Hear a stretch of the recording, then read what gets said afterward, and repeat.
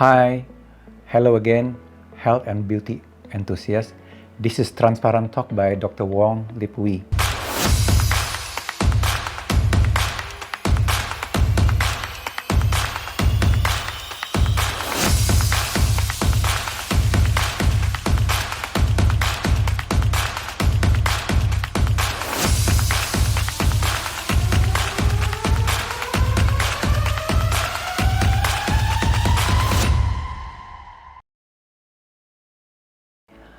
Hari ini saya akan membicarakan tentang triple cleansing ya.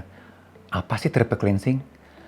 Nah, sebelum kita ke detailnya, saya akan memperlihatkan slide ini ya. Slide ini yang saya kutip dari Daniel dan kawan-kawan pada tahun 2004. Tapi ini sangat useful sekali dan masih berlaku sampai sekarang.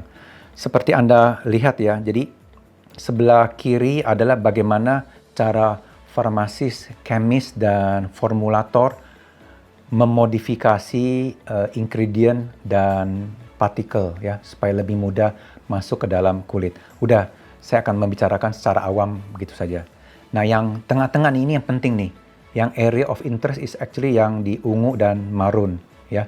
Bagaimana kita memodifikasi stratum corneum ya. Jadi kulit kita yang paling awal tuh namanya stratum corneum tuh, supaya lebih reseptif, lebih bisa menerima bahan aktif dan bahan aktif supaya bisa masuk lebih lanjut ke dalam kulit kita.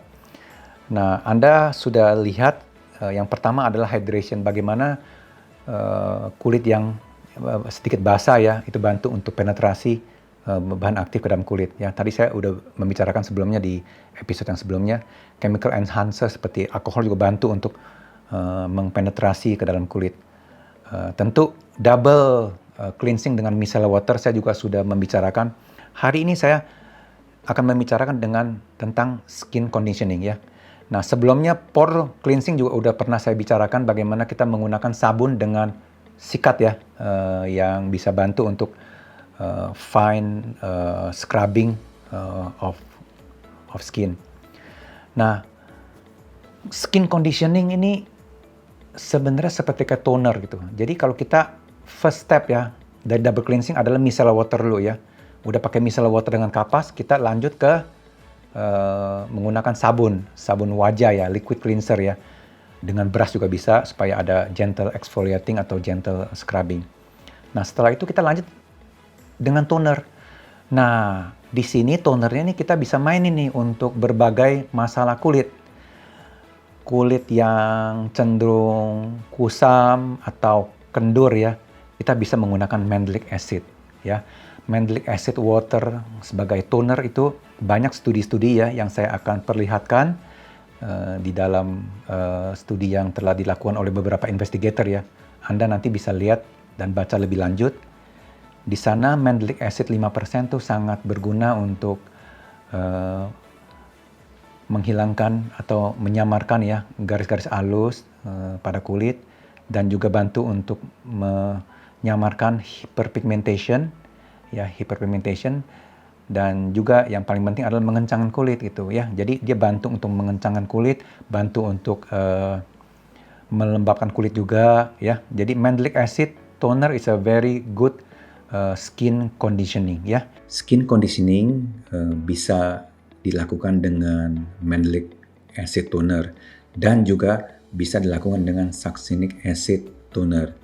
Succinic acid toner sangat baik dilakukan untuk kulit yang cenderung berminyak atau kulit yang ada masalah dengan problem acne ya, yang jerawatan.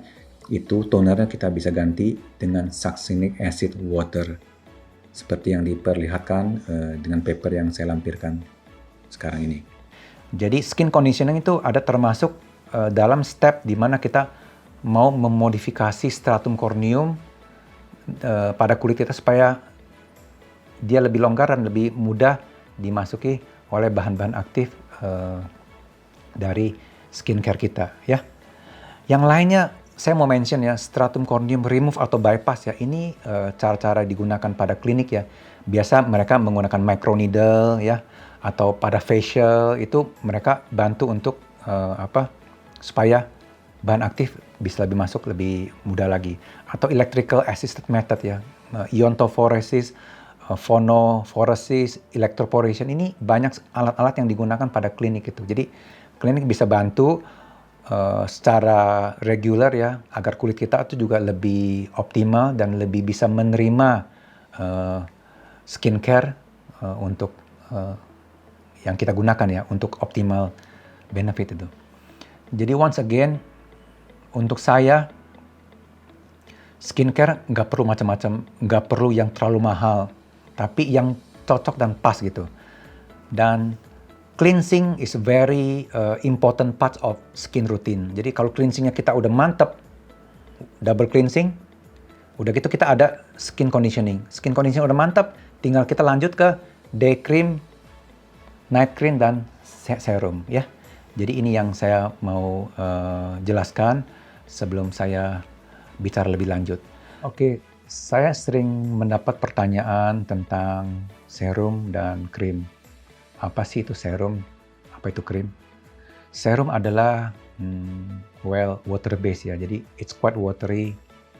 Serum dan essence adalah basically water based ya. Jadi larutan air yang dikentalkan lah oleh polimer. Jadi bahan aktifnya adalah bahan aktif yang larut di dalam air ya, ingat itu. Nah, krim adalah fase air dan fase minyak yang dipertemukan dengan emulsifier ya. Jadi fase air dan fase minyak yang dikawinkan oleh calo yang namanya emulsifier. Jadi di dalam krim itu ada ada bahan aktif yang larut di air dan bahan aktif yang larut di oil ya, di minyak ya. Oke, pada slide yang saya perlihatkan ini Anda bisa lihat ada lapisan kulit yang namanya stratum corneum dan epidermis, dan yang bawahnya adalah dermis. Anda bisa lihat bahwa pada lapisan stratum corneum itu sifatnya hydrophilic ya. Philic means they like ya, suka dengan air. Jadi stratum corneum itu suka dengan bahan aktif yang larut di air ya. Pokoknya kalau yang di bawahnya epidermis itu sifatnya hydrophobic, fobia dengan air tapi suka dengan minyak. Jadi larut-larutan bahan aktif yang dalam minyak itu bisa masuk lebih mudah pada lapisan epidermis.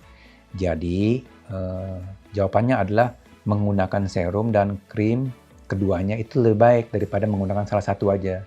Karena bahan aktif yang berada di serum, yang berada di dalam air, dan bahan aktif yang berada di dalam minyak itu akan bisa masuk ke lapisan stratum corneum dan juga pada lapisan epidermis ya.